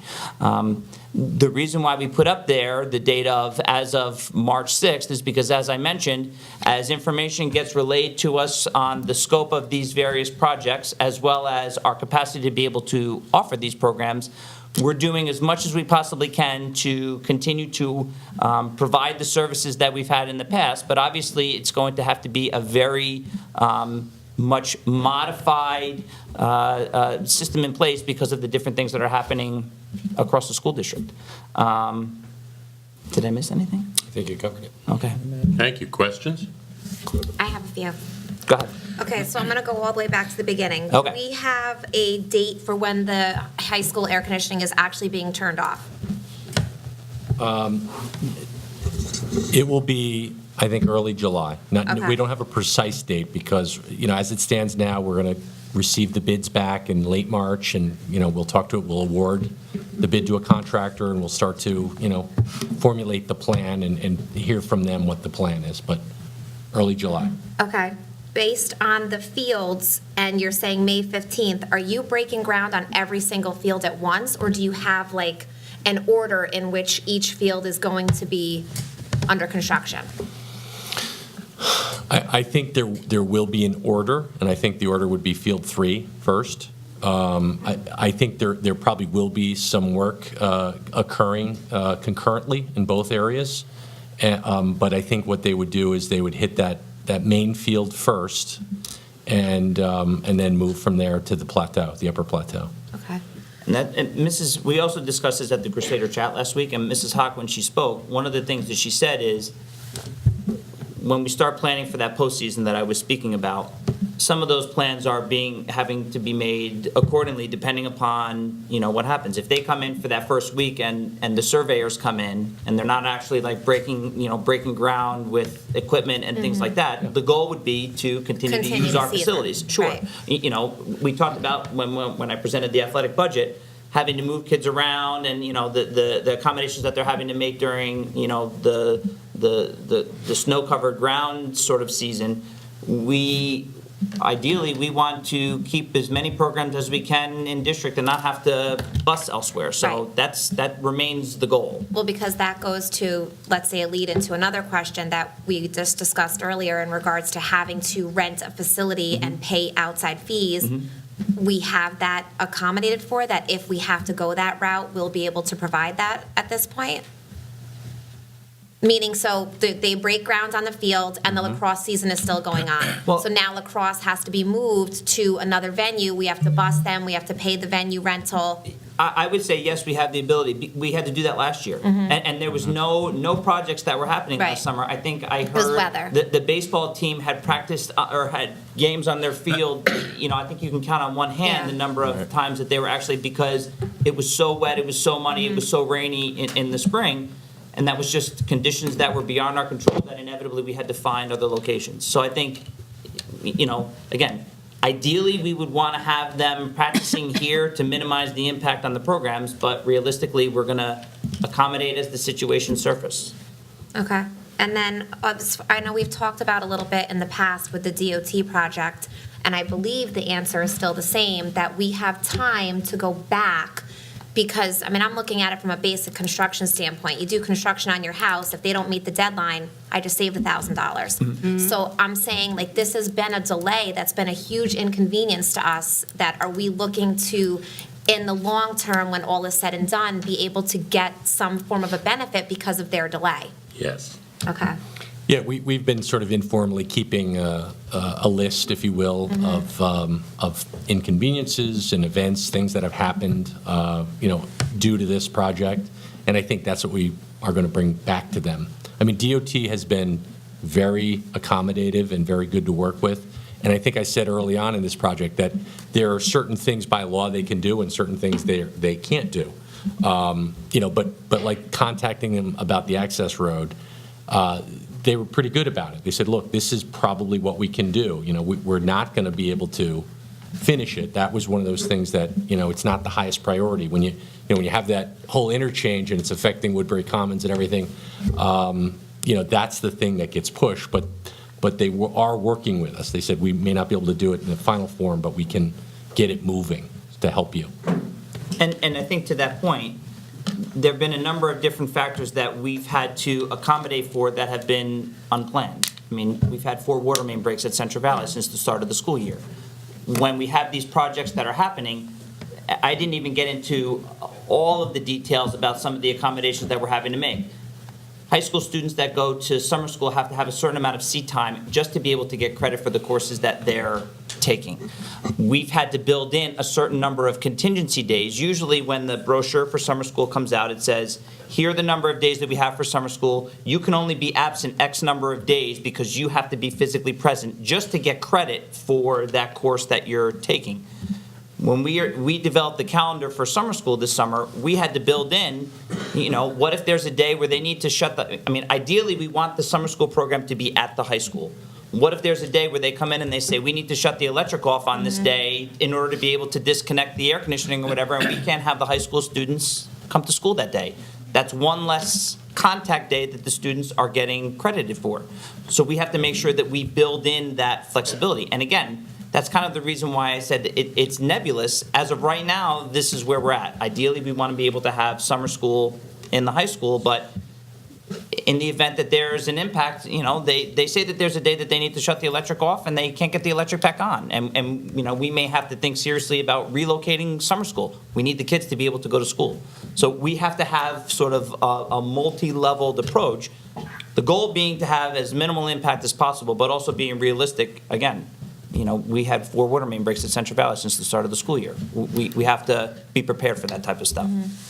And the summer Crusader one that you're having at the middle school, going back to how you said, like, K-3 is already at the middle school, but now the high school students are now going to be there. Are there enough, you said about the AC units, so is it assumed that they're going to be in AC classes?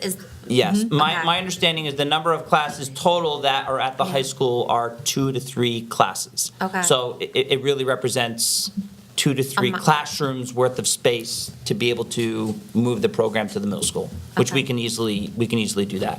Okay.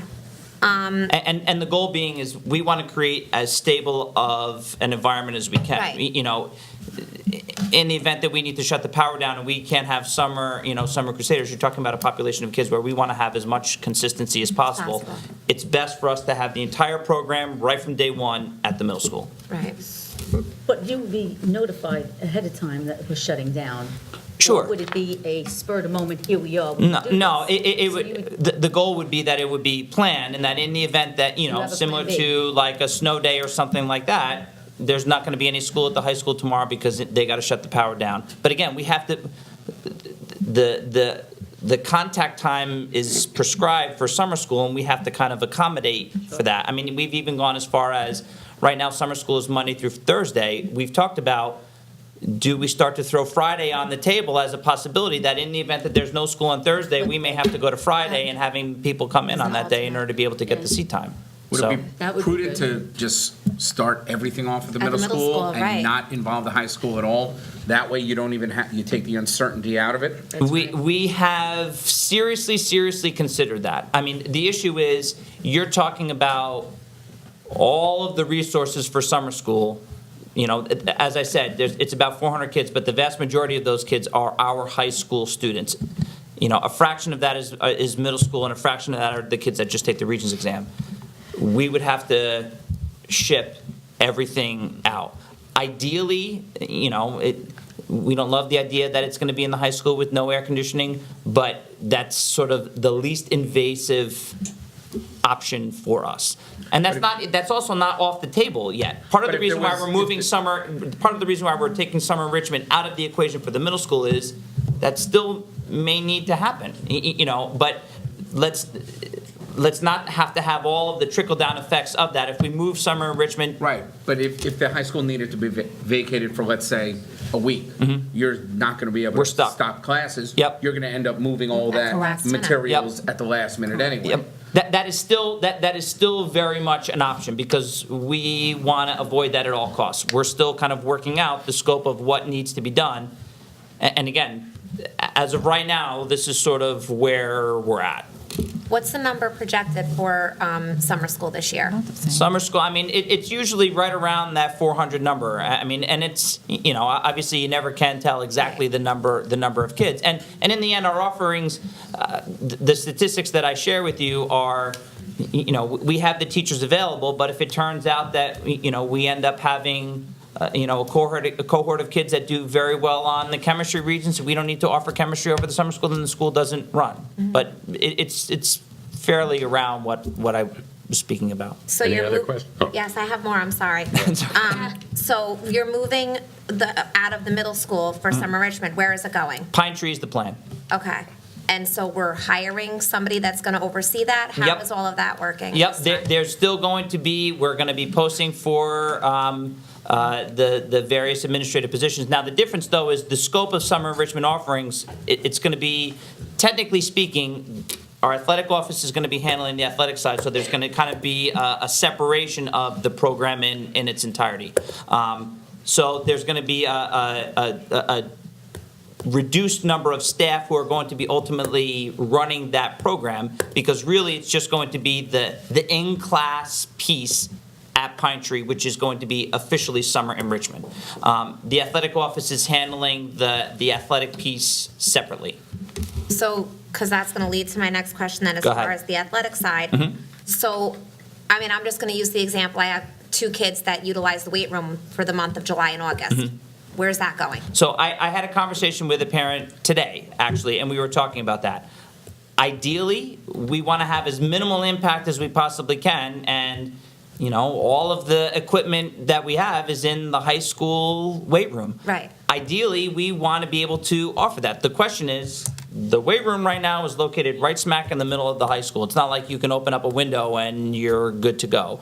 So there are elements of, can we run that room with fans and open doors and still feel comfortable with allowing kids to be able to go in there? As of right now, we're thinking, yes, we believe so. So Planet Fitness will be Where's, by then. where's Little Miracles? Little Miracles is in the high school, but there's not Little Miracles over the summer. You talk about the preschool, I thought there's a little camp. No? Is there? There isn't? Okay, Yeah. okay.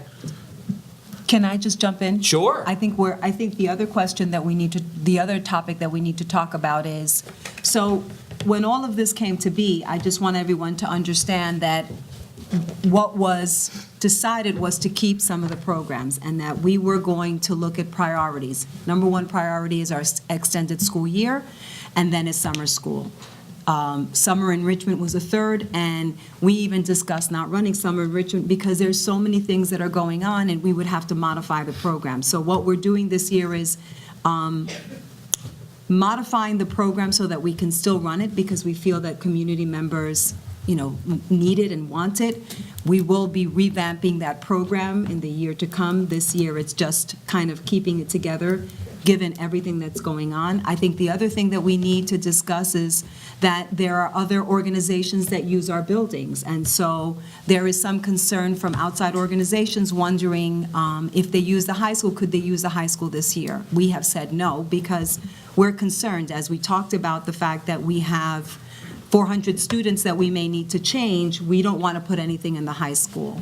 And so we've sort of made some accommodations, but I just want the community members to understand is that we have major construction going on. And just like any one of us who would have construction going on in your house, you wouldn't have additional people coming over because it's a mess.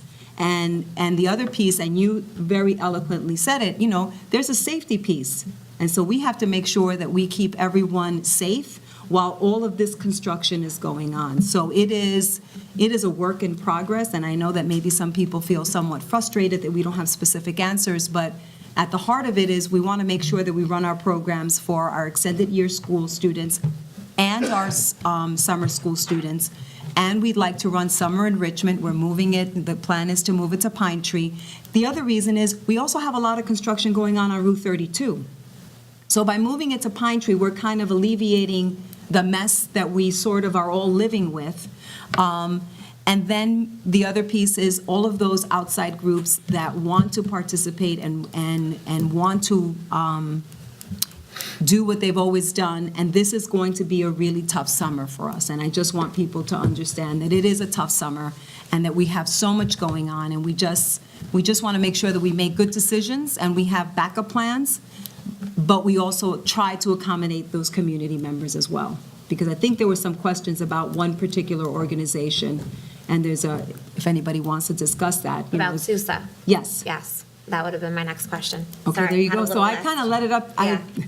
Yes, that's your question. So I think exactly. I know that we've been talking, we've spoken about it in policy as far as, with Patrick and moving forward as far as our buildings and grounds. And we are in the minority, let's say, as to surrounding school districts as to what we're charging. And I can understand that. I mean, listen, I have kids that participate in outside functions. I certainly don't want to have to pay more, but as a board member sitting here, I get it. Like, we shouldn't be giving it away for free. So I can see it from both sides. With that being said, I also feel that for certain organizations that are coming forward, I like what you had kind of said earlier in regards to trying to do it in a step-by-step process, because I feel like we're sitting here at March 6th and we're talking about a program that is literally getting ready to be underway for this summer. And aside from wanting to do right by Sousa and the scholarship aspect and what they actually do, there are kids that participate in that program that do it for community service hours. So they are getting a comprehensive diploma that in order to get that diploma, they have to do the same activity for 2 years in a row. So for them not being able to utilize that, it jeopardizes them being able to get that diploma. So that, to me, was even more concerning than the scholarships. I mean, I'm all about being able to give the most amount of money back to the Monroe Woodbury kids, but I think the bigger side of that for me was having these children, our students, our graduates, be able to fulfill that requirement. And as a junior, if you did that last year and you put that on your resume, that for the next 2 years, I'm going to be doing this, that's what has to happen. So I think for me, I was trying to see what we could do to kind of meet in the middle, because I can, like I said, see it from both sides. So one of the things that we did was, originally, we had said that we couldn't even house them, because we couldn't house them in the high school, we couldn't house them in the middle school because of all the things that are going on there. So we spoke and we said we can house them at Central Valley, which, they can go there. The only issue is that they are concerned about the fact that Central Valley closes at 4 o'clock, and we don't have a custodian. And so we would have to then hire a custodian, or our own custodian, to do that. And so we have said to them that they would have to pay a $35 an hour fee for the custodian, because our policy says that as long as there is someone there or the building is open, we have the right to say, okay, we're not going to charge you, which is what we've always done. In this particular case, the policy says that we are supposed to charge. We're supposed to charge anybody if this is not a typical day. The other thing that we have reached out to them and said is, why don't you do your practices during the April, May, and June? Because then you won't have to pay these fees. I don't know where we are with that, but these are the other, we are trying to compromise. Because additionally, we are not only going to have a custodian, we're also going to have a safety officer there. We can't have our building open and just have anybody come in. So to us, it's important to have safety in that building, even if it is the summer. So rather than charging them for a safety officer and a custodian, I think that we kind of we compromised and we said, okay, we're only going to charge you for a custodian, but we're going to give you a custodian and a safety officer, and we're only going to charge you for one. So we've looked at ways to be very supportive. First of all, they're an amazing organization and they do wonderful things. This is really a very unique year. I hope we don't have to do this again next year, but what I'm saying is, given all of the parameters, I think that we are trying to offer a compromise that we think is fair. I don't know, again, I don't know where we are with all of this, but we are trying to work with Sousa because we know the work that they do, and we're trying to offer them opportunities to do what they normally would do in April, May, and June. So all their practices could happen April, May, and June, where they don't have to, they won't be charged because our buildings are open. And the other buildings that we're having open aren't an option? You mean like another, like, Well, I mean, the middle school will be open, and Pine Tree will now be open for summer enrichment. But after 4. but after 4 o'clock, they'd be closed as well. Okay. Yeah. But I'm saying they couldn't then go there if we offered that as an option, that they would be able to be in that building while those buildings are open. They so that can they go to didn't any, incur I the think they can cost. go to any building in April, May, and June. The only buildings we have open and are going to be the middle school and the high school. In the summer. In the summer, And open Pine Tree. afterwards, and Pine Tree, but Pine Tree isn't open after 4 o'clock either. Right, but it would be open during the day. Sure, they Right. can use any building during the course of the day when we have our usual whatever's going on. And Central Valley's open during the day. Yeah, they are. I mean, They can- the they issue can use is it- any work they want, that they're looking to do post 4 o'clock. They can go in there during the day. Has to be before 4, right. Yes, they could do that as well, right? Isn't that? Yeah, and I mean, I looked at the schedule last year. It seemed like they mostly are practicing after 5 or 6 into the evening, 6 to 9 or 6 to 10, and in July and then August. So, we did discuss, doing it earlier in the year, and I don't know, that's under advisement maybe. Any other questions? Any other questions? I got a couple. How are we notifying the public and when? This is, it's going to be a big change to them. You also said swimming and the cooking classes will still be at the middle school. You'll have parents who have multiple kids. They're used to going to one place, leaving the kids in one location back and forth. Now we can have them in multiple places. I think the earlier we can get this information out to them, even if it comes out on like a webpage and it's constantly updated as things change, as Agreed. things move on. Yep. That's a concern I have. A lot of people rely on it. Second thing is, have we reached out to local municipalities to see if their parks and rec departments or whatever they have available might want to look to take up some of the slack, start offering programs within their own towns that could take some of the burden off of the school district? And I think one of the things that Mrs. Rodriguez had spoken about with what she had said earlier is that right now, we're kind of limping through where we're at. And I think long-term, I think that some of the things that you're speaking about are sort of the reimagining of how we're offering all of this.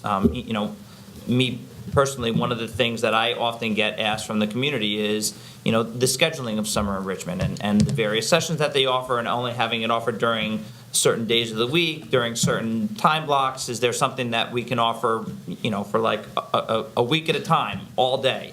I think some of the things that you're speaking about are going to be when we really kind of dig into the various types of offerings that we have for summer enrichment. And I just want to say one other thing is that it's interesting because we we encompass 5 municipalities, and it's, certain towns don't have anything, and certain towns have a lot. So I think that it's the towns that don't have anything that really rely on the school district. And that's one of the reasons why we said, look, we still have to keep it open, because we know we have a cohort of people who don't have anything else, any other option other than summer enrichment.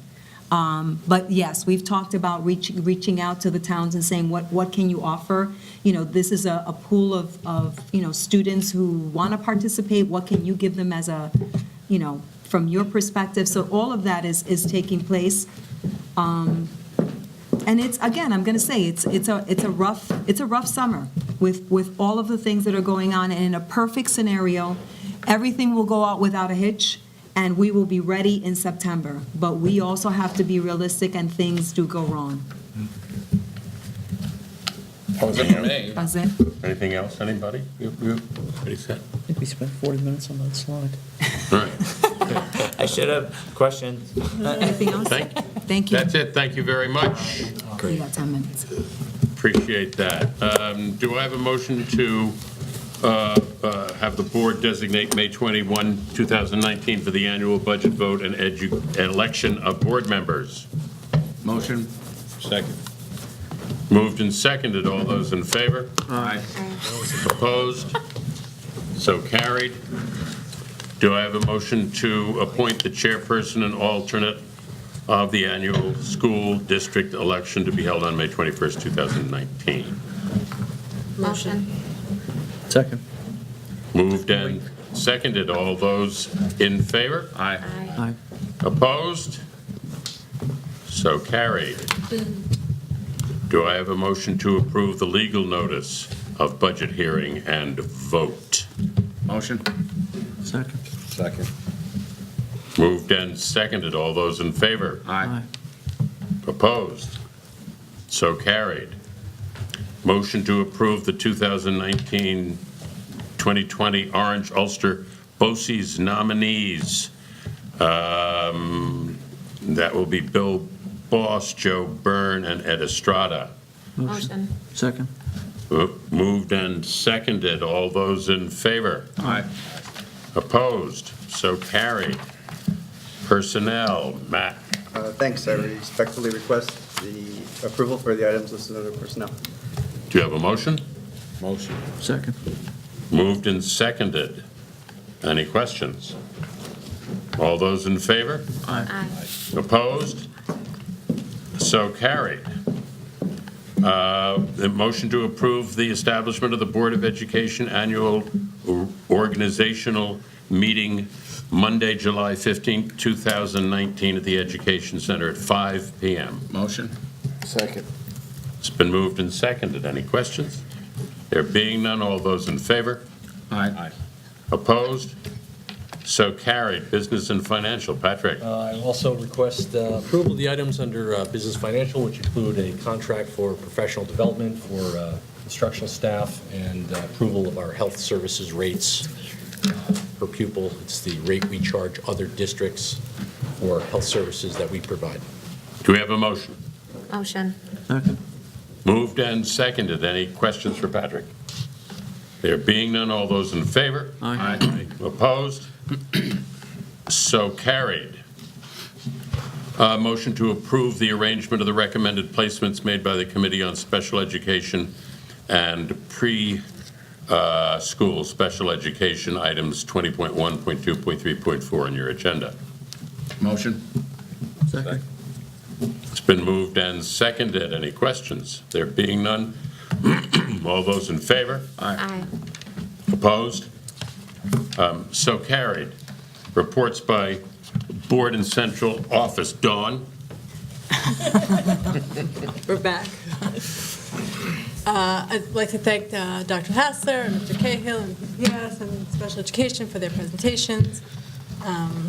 Again, it was just a few weeks since we were last here. I did attend the Crusader Chat, and I want to thank the superintendent and the cabinet for the opportunity that they gave to the community to come and ask questions and hear what's going on. And I think that the Facebook Live was a really great idea. I mean, I think it's in the thousands, the views. I think 3,000. Yeah. Right? So I thought there was some good questions asked and a lot of positive feedback about the openness and the willingness to speak. So thank you for that.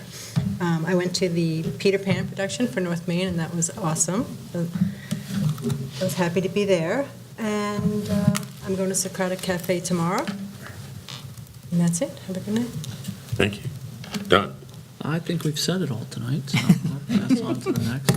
All right, Christian. I want to wish the girls varsity basketball team a good luck, and they're Today? actually playing Do we know Warwick who did? section championship tonight. Actually, they're playing right now. I'm texting Laurie. Best of luck to them, and best of luck to all the athletes trying out for their spring sports. What is it? Yes. Oh. Oh, sorry. Oh. All right. Yep. Donna, anything? I would just like to remind everyone that if you're interested in running for a seat on the board, packets are available in my office, in our Elsie's office at my desk. And also wanted to just say thank you again to the board for all your, and the cabinet for your support as I recuperate from my elbow surgery. I appreciate it. Bhargav. I attended the Youth Board Trustees contest last Monday at the North Main. It was amazing to see the creativity of the kids ranging from building the website, Minecraft, 3D model. It was good, and congratulations to the winners.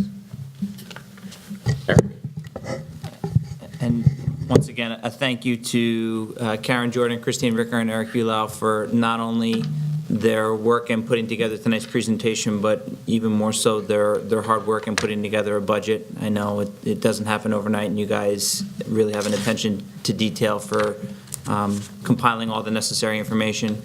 Thanks and congratulations to the Pine Tree North Main students who participated in the Village of Monroe's anniversary project. Thanks also to the art department at the high school, and congratulations to the students for their work. Congratulations to the students and staff at North Main for their performance of Peter Pan this past weekend. It was great. Hope everybody comes to the Harlem Wizards Friday night. I feel like this is Are you playing? our year. This is our year. I'm playing. I'm feeling good about this one. It's gonna happen. Yeah. It's gonna happen. Am I the center? What? Never mind. Yeah. Finally, good luck to our Odyssey of the Mind teams that are going to be competing for the regional Odyssey of the Mind competition this weekend. Thank you. Patrick. I just want to thank my colleagues for tonight's presentation and the work in developing this year's budget. It's, it's a big undertaking, and it's a team effort. Yes, thanks. Matt. I don't have much. Have a great night. Thank you. Lorraine. Yes, thank you all for the presentation. Every year I say time just flies. We're sitting here in July, and then all of a sudden, here we are with budget. It's just flying by, and so thank you. I also want to say thank you to Christine and to Eric and Karen, and I'm really happy to hear that we are going to support the professional development of the ABA and the DBT. I think that, it's about time that we don't expect students who have special needs to conform to us, that we need to conform to them. And I just want to read a little something. My daughter attends URI, and there was a young lady who is a senior who was chosen. There were 7 students chosen to speak on something, and she has cerebral palsy. She talks about her disability, and I'll quote, she writes, "Disability, by definition, has a negative connotation. So maybe the word should be changed. What about diffability? With a definition of different ability." So I think that, that's something to think about. And I want to say thank you to the artists as well, because now I could actually see. I just had my eyes, fixed, so now I could maybe focus in and see what I'm seeing, because I love all the art. I love going to the art show, and so hopefully this year I'll go again. So thank you and have a good night. Stacy. Thank you to all the presentations. Thank you for answering all my questions. I know I had a lot, and I actually remembered one more. I'm sorry. When did we find out about the North Main Playground? Ooh, it's Did a I take- secret. I okay, can't, okay, it's so a I'm not- okay, so secret, right? I just have been waiting after all that You'll voting. find, well, Okay. Hopefully we let us know. Okay, all right, so good. But yes, thank you for all the presentations. My cohort and I over there, we are going to be back in action tomorrow. We have the Smith Clove Art Show. We're going with Dr. Hassler to Pine Tree, I believe, for a little love. Love, Yes, We're choosing yes, love. so that should be great. And I think that's it. Have a good night. Hey, Anthony? Thanks for all the great presentations this evening. I also went to the Crusader Chat. It was a remarkable event. I'm glad to see the community is starting to really come to these events. And I just wanted to also mention that tomorrow is the opening night for the Smith Clove Art Show. Yeah. Dan?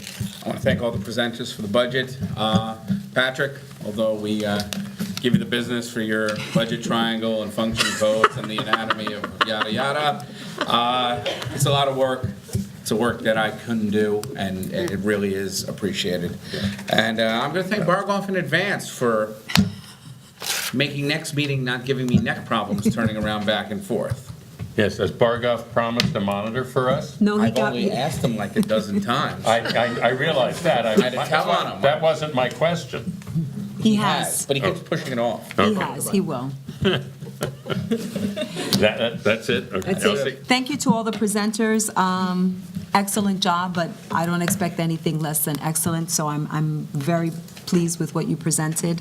I will not be at the Harlem Wizard game because I will be attending the Sojourner Truth Award, which is in a Friday night as well. So I unfortunately can't play basketball on Friday. I'll be attending Sojourner Truth Awards, and in that, I just want to say good night and thank you for everything. Thanks to the presenters. I mean, and it is a prodigious amount of work to do all the budgets and tend to so much, and then on top of it, arrange a presentation. Crusader Chat was great. Peter Pan was great. I found email addresses of mine that I hadn't used in years, and every day I would find about 12, it would take about 12 minutes to do about 6 or 7 votes for North Main. So good, yeah, you owe me. So Most of good. that time I was trying to get your computer on, right? Good luck. It was trying to get the hamster to generate the electricity for the computer. Do I have a motion to adjourn the meeting? Motion. Moved and seconded. All those in favor? Aye. The meeting is adjourned.